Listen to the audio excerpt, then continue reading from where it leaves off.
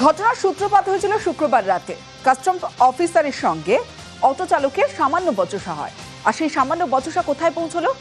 বেধড়ক মারধর করা হলো কাস্টমস অফিসারকে। বেধড়ক মারধর, ফ্ল্যাটে ঢুকে কাস্টমস অফিসারকে মারধরে মাথা ফাটলো কাস্টমস অফিসারের। সোনারপুরের ফ্ল্যাটে ঢুকে অটো চালকের গুন্ডাগিরি। সরাসরি চলে যাব, আমার সঙ্গে আমার প্রতিনিধি রৌনক রয়েছে, রৌনকের সঙ্গে কথা বলবো। রৌনক, কোনো কারণে হয়তো সেই কাস্টমস অফিসার ফিরছিলেন এবং সেই অটো চালকের সঙ্গে বচসা হচ্ছে, কিন্তু সামান্যই বচসা এমন জায়গায় নিয়ে চলে গেল যেখানে 40-50 জনকে নিয়ে ফ্ল্যাটে ঢুকে এইভাবে মারপিট করা হলো। একেবারে যাকে বলা যেতে পারে কার্যত দুষ্কৃতী তাণ্ডব। 23 তারিখ 9টা 9:30 নাগাদ এই কাস্টম অফিসার প্রদীপ কুমার অফিস থেকে বাড়ি ফিরছিলেন। সোনারপুরের একটি রাস্তায় অটো চালক আজিজুলের সঙ্গে রেষারেষিকে কেন্দ্র করে বাক বিতণ্ডা তৈরি হয়। সমস্যা মিটে গেলে তিনি বাড়ি ফিরে যান সোনারপুর মেগাসিটি অঞ্চলে তার আবাসনে, এবং কিছুক্ষণ পরে এই অটো চালক প্রায় 50 জনকে সঙ্গে নিয়ে এই আবাসনে এসে তার উপর চড়া হয়। ক্লোজ সার্কিট ক্যামেরা ফুটেজে স্পষ্ট দেখা যাচ্ছে ফ্ল্যাট আবাসনের ভেতরে বেশ কয়েকজন প্রবেশ করে এবং বেধড়ক মারধর করা হয় কাস্টম অফিসারকে। তিনি গুরুতর জখম, মাথায় আঘাত লেগেছে, স্টিচ পড়েছে, তার মাথা ফেটে গেছে এবং পরবর্তীতে তিনি নিরাপত্তাহীনতায় ভুগছিলেন এমনটাই অভিযোগ। সেই কারণে সোনারপুর থেকে গতকালই তিনি রুবিতে তার বন্ধুর ফ্ল্যাটে চলে আসে। তার চিকিৎসার জন্য ইতিমধ্যে তাকে কল্যাণী এইমসে নিয়ে যাওয়া হয়েছে এবং আরও একটি অভিযোগ তিনি সামনে আনছিলেন। যখন এই ঘটনা ঘটে আবাসনে তার উপরে যখন দুষ্কৃতীরা চড়াও হয়, তখন তিনি পুলিশকে ফোন করে 100 নম্বরে বারংবার ডায়াল করেন। পুলিশের তরফ থেকে বলা হয় বিসর্জনের কাজে ফোর্স মোতায়েন রয়েছে, কিন্তু পুলিশ নাকি 40 থেকে 45 মিনিট দেরিতে আসে, এই অভিযোগও তিনি তুলছিলেন। সামান্য একটা রেষারেষিকে কেন্দ্র করে বাক বিতণ্ডা, এবং তা এমন পর্যায়ে কিভাবে পৌঁছে গেল, কিভাবে তাদের এত সাহসের যে একটা দুষ্কৃতিমূলক আচরণ যাকে বলা যেতে পারে। 50 জন একজন কাস্টম অফিসারের বাড়িতে গিয়ে চড়া হয় এবং ভেতরে ঢুকে বেধড়ক মারধর করে অফিসারকে মেরে মাথা ফাটিয়ে দেওয়া হয়। তার কি বক্তব্য শুনি? 50 लोग घर में घुस के मार के गया है, और अभी कंडीशन ऐसा है कि मेरी वाइफ, मेरा और मेंटली संतुलन ठीक नहीं है, ठीक है ना। ये सब लोग इस तरह से होगा, फैमिली को घर के अंदर मारपीट करके जाएगा, वो अनएक्सेप्टेबल है। पुलिस काफ़ी समय बाद आया, डेढ़ घंटे के आसपास का समय लगा। स्टार्टिंग में जब फ़ोन किया था तो फ़ोन उठ नहीं रहा था। 100 नंबर पर डायल किया था तो वो कंट्रोल रूम का नंबर दिया, फिर वहाँ से बात किया तो बोला कि ठीक है देखते हैं, हम लोग के पास अभी फोर्स नहीं है, हम लोग उसमें विसर्जन में बिजी है, तो हम लोग के पास इतना फोर्स नहीं है, हम देखते हैं। घटना होने के 40 से 50 मिनट के बाद पुलिस मेरे पास आया था। जो FIR किया गया इलीगल तरीके से जो होगा कार्यवाही होगी।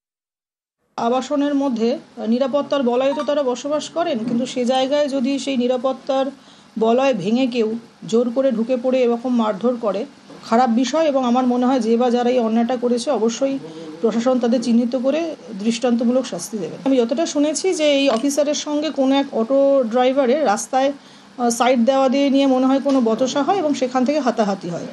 এই ঘটনাটা এত দূর পর্যন্ত গড়ালো এবং এইভাবে একটা ল অ্যান্ড অর্ডার ব্রেক হলো। আমি রিকোয়েস্ট করব লোকাল প্রশাসন যারা দায়িত্বে আছেন সোনারপুর থানার সবাইকে যে আপনারা এতে চিহ্নিত করুন এবং দৃষ্টান্তমূলক শাস্তির ব্যবস্থা করুন। আক্রান্ত কাস্টমস অফিসারকে দেখতে যান বিরোধী দলনেতা শুভেন্দু অধিকারী। প্রদীপ কুমারের চিকিৎসা কল্যাণী এইমসে। হেডে ইনজুরি কারা করে? মেরে ফেলার জন্য 53 পিপল ঢুকেছে, 53টাকে অ্যারেস্ট করতে হবে। কল্যাণী এইমসে নিয়ে যাচ্ছি better treatment and CT scan এবং যা যা মেডিকেল রিপোর্ট ফর্মালিটিজের জন্য। ওনার এগেনস্ট একটা ফলস কেস হয়েছে, সেটা নিয়েও আমরা ডেপুটি এএসজির সঙ্গে আমরা কথা বলেছি। এটা কমপ্লিটলি একটা ল অ্যান্ড অর্ডার ইস্যু, এটা ক্রিমিনালদের কাজ। Rajiv Kumar DGP should answer.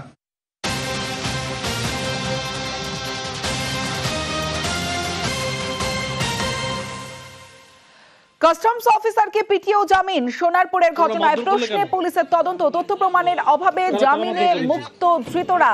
আমার সঙ্গে অর্পণ রয়েছে, অর্পণের সঙ্গে কথা বলবো। অর্পণ, সিসি ক্যামেরা তো ছিল ফ্ল্যাটে, ঢোকার ফুটেজ রয়েছে, তারপরেও তথ্য প্রমাণের অভাব, কোন গ্রাউন্ডে এই জামিন? দেখো, আইনজীবী যেটা জানাচ্ছেন যে তাদের মক্কেলকে যে গ্রেপ্তার করে নিয়ে আসা হয়েছে তাদের প্রতি কোনো তথ্য প্রমাণ নেই, অর্থাৎ যিনি অভিযোগ দায়ের করেছেন এবং সেই অভিযোগের ভিত্তিতে যাদেরকে গ্রেপ্তার করা হয়েছে সেই গ্রাউন্ডে তাদের নাম সেখানে কোথাও নেই, আননোন নামে অভিযোগ দায়ের হয়েছে। যারা এসে এই ঘটনা ঘটিয়েছেন তাদের স্পেসিফিক কোনো নাম নেই, এবং গতকাল যাকে গ্রেপ্তার করা হয়েছে, যিনি মূল অভিযুক্ত বলে তিনি আখ্যা দিচ্ছেন, তাকেও কিন্তু জামিনে মুক্ত দেওয়া হচ্ছে। সেখানেও কিন্তু এই গ্রাউন্ড ছিল, সরাসরি তার নাম নেই। সিসি ক্যামেরার যে ফুটেজ আমাদের প্রকাশ্যে এসেছে, সেই সিসি ক্যামেরার ফুটেজ এখনো পর্যন্ত নির্দিষ্ট করে পুলিশের তরফ থেকে তাকে আইডেন্টিফাই করা হয়নি, এবং যাদেরকে গ্রেপ্তার করা হয়েছে তার সঙ্গে তাদের মিল কোর্টে সেইটা তথ্য প্রমাণ এখনো পর্যন্ত দেওয়া হয়নি। আর যার যে কারণে গতকাল থেকে আজ পর্যন্ত মোট 4 জনকে গ্রেপ্তার করে বারুইপুর মহকুমা আদালতে তোলা হলে প্রত্যেককেই জামিন দেয় বারুইপুর মহকুমা আদালত। বেশ, আননোন এফআইআর ছিল, মানে কারোর নাম বেসিস ওখানে দেওয়া ছিল না। তো এখানে আসার পর আমরা জজ সাহেবের সামনে বেল প্রেয়ার করি এবং জজ সাহেব তার গুরুত্ব বিচার করে বেল দিয়েও দেন। 449 এরকমও রয়েছে সেকশন, নন বেলেবল সেকশনও রয়েছে। যে মূল অভিযুক্ত কালকে সে ধরা পড়ে এসেছিল, তার যেহেতু জামিন হয়ে গেছিল কাল, তো আজকে 3 জন আসামিদের আবার জামিন হয়েছে। যারা 3 জন ক্লায়েন্ট, তারা কোনো বিষয়ে তারা যুক্ত ছিল না। 5টার 5 মিশালিতে বা চেতলার দিকে নজর রাখবো। চেতলায় গলায় রড ঢুকিয়ে খুন, মদের আসরে বচসাজ্যে রেখুন। ফুটপাথেই গলায় রড ঢুকিয়ে দেওয়ার অভিযোগ, বাঁচার চেষ্টায় রক্তাক্ত অবস্থাতেই দৌড়, আহত অবস্থায় প্রায় 100 মিটার দৌড়, হাসপাতালে নিয়ে গেলে মৃত ঘোষণা। খুনের অভিযোগে ইতিমধ্যেই 2 জনকে গ্রেফতার করা হয়েছে। সরাসরি চলে যাব, অমিত রয়েছে আমার সঙ্গে, অমিতের সঙ্গে কথা বলবো। অমিত, যে 2 জনকে 5 জনের নামে এফআইআর হয়েছে, বাকি 3 জনের খোঁজ কি এখনো পাওয়া গেল? যে 2 জনকে গ্রেফতার করা হয়েছে তাদের জেরা করে এখনো পর্যন্ত কি জানা যাচ্ছে? যে শুধুমাত্র মদের আসরে বচসা, নাকি এটা পরিকল্পিতভাবে খুন?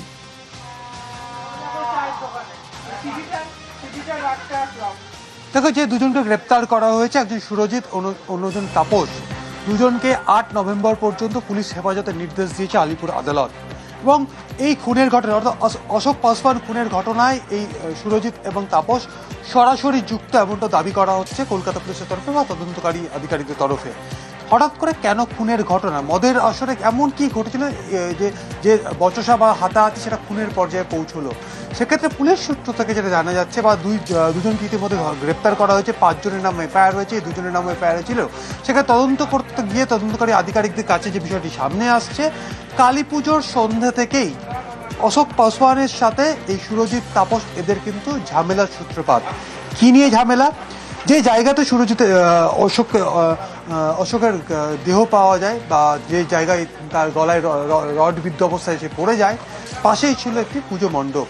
সেই পুজো মণ্ডপের কালী পুজোর উদ্যোক্তা ছিলেন এই অশোক, এবং সেই পুজো কমিটিতে ছিলেন সুরজিৎ, তাপস, অন্যান্য যারা ছিলেন, গতকাল যারা ছিলেন তারা কিন্তু ওই পুজো কমিটির মধ্যে ছিলেন।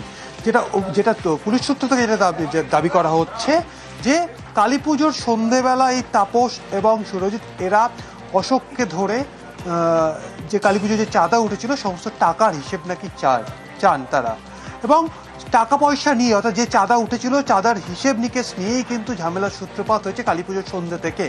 কালী পুজো মিটে গিয়েছে, বিসর্জন হয়ে গিয়েছে, এবং গতকাল রাত্রেবেলা যখন ওই ঠিক পুজো মণ্ডপ থেকে একটু অদূরে যখন মদের আসর বসে, সেখানে সুরজিৎ, তাপস, যিনি ভিকটিম অর্থাৎ অশোক পাসওয়ান, আরো অনেকে তারা কিন্তু সেখানে বসেছিলেন, মদ্যপান চলছিল। সেইখানে আবারও টাকা পয়সা নিয়ে অশান্তি সূত্রপাত হয়, এবং তারপর লোহা রড কিন্তু ঢুকিয়ে দেওয়া হয়েছিল অশোকের, তারপর তার মৃত্যু হয়েছে, এমনটাই কিন্তু পুলিশ সূত্র থেকে দাবি করা হচ্ছে। বেশ, এই ঘটনার পর ঘটনাস্থলে যান কলকাতার police commissioner Manoj Verma.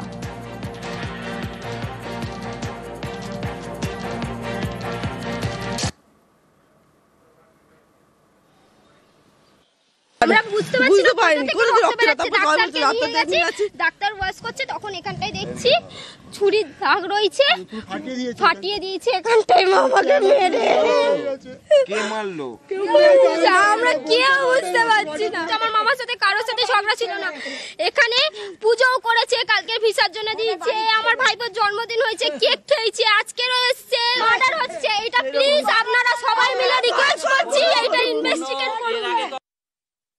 Police দ্রুত ইনভেস্টিগেশন করে আইডেন্টিফাই করেছে যারা ইনভলভ ছিল, দুজনই অ্যারেস্ট হয়েছে।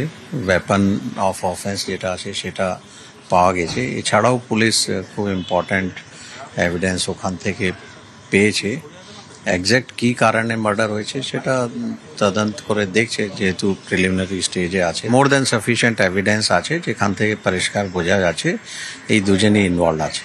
লোহার রডটা যেটা গলায় সেটাও পাওয়া গেছে। এরা দুজনেই ঘটনার সময় ছিল এবং ওই যেটা ফেটাল ব্লোটাও এনারা করেছিলেন। আমরা আজকে কোর্টের কাছে বলেছি যে এই ইনজুরির সাথে এরা যুক্ত, মানে ডিরেক্টলি ওরা ইনভলভ ছিলেন এবং এদের উদ্দেশ্য কী ছিল ওয়েপেনটা উদ্ধার করার জন্য লাইন কোর্টের কাছে পুলিশ কাস্টাডি প্রে করেছিলাম। 8 নভেম্বর অবধি কোর্ট পুলিশ কাস্টাডি গ্রান্ট করেছিল। ওদের মধ্যে একটা ঝামেলা শুরু হয়েছিল এবং সেটা এমন জায়গায় যায় যেটা হাতাহাতি পর্যায়ে যায় এবং সেটা হাতাহাতিটা ফ্যাটাল ব্লোতে শেষ হয়। এরা ছিল, এদের সাথে আরও লোক আছে, কার কতটা পার্ট প্লে এটা আর একটু সময় গেলেই বলতে পারবো। এই ঘটনার পরেই ওসিকে বদল করা হয়েছে। চেতলায় ওসি বদল, চেতলা থানার নতুন ওসি হলেন অমিতাভ সরকেল। আরো বিস্তারিত জানবো, সরাসরি চলে যাব। অমিত সরকার রয়েছে আমার সঙ্গে। অমিত, দেখো, চেতলায় গতকাল যে খুনের ঘটনার পরই আজকে দুপুরেই লালবাজারের তরফে একটি অর্ডার বেরিয়েছে এবং সেই অর্ডার বা নির্দেশে অমিতাভ সরকেল, যিনি আলিপুর থানার অ্যাডিশনাল ওসি পদে ছিলেন, তাকে নতুন ওসি হিসেবে দায়িত্ব দেওয়া হয়েছে চেতলা থানাতে। চেতলা থানার ওসির দায়িত্ব এতদিন পালন করছিলেন সুখেন্দু মুখোপাধ্যায়। গত 3 মাস আগে তিনি অ্যাসিস্ট্যান্ট কমিশনার পদমর্যাদায় তার পদোন্নতি হয়েছে, কিন্তু তারপর থেকেও এই থানায় কিন্তু নতুন কোনো ওসি আসেনি, কিন্তু সেই ওসির ভূমিকায় বা ওসির দায়িত্ব কিন্তু পালন করে আসছিলেন সুখেন্দু মুখোপাধ্যায়। গতকাল রাতের এই ঘটনা এবং ঘটনার পরই আজকে পুলিশ কমিশনার মনোজ ভার্মা তিনি ঘটনাস্থলে যান, তিনি চেতলা থানাতে যান, পুলিশ অফিসারদের সঙ্গে কথা বলার পরই সিদ্ধান্ত নেওয়া হয় এবং অমিতাভ সরকেলকে নতুন ওসির দায়িত্ব দেওয়া হয়েছে এই চেতলা থানার। বেশ,